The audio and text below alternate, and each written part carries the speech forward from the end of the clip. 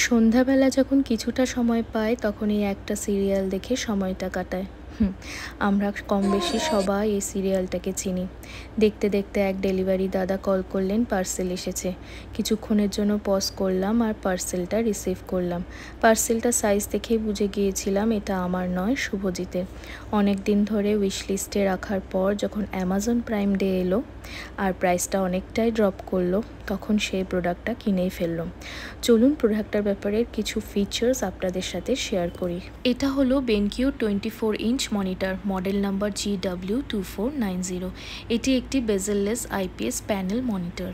আছে 100 Hz refresh rate for smooth motion, 99% sRGB for great colour accuracy এবং eye care technology, যা আপনার চোখের খেয়াল রাখবে। দারুণ ব্যাপার হলো এই মনিটরে আপনি 3টে ডিসপ্লে আউটপুটও পেতে পারেন, কেননা এতে আছে 2টো HDMI পোর্ট আর একটা ডিসপ্লে পোর্ট।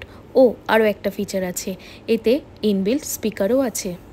কিছু ডিসঅ্যাডভান্টেজেসও আছে যেটা আপনাদের সাথে শেয়ার করা উচিত আমার মনে হয়।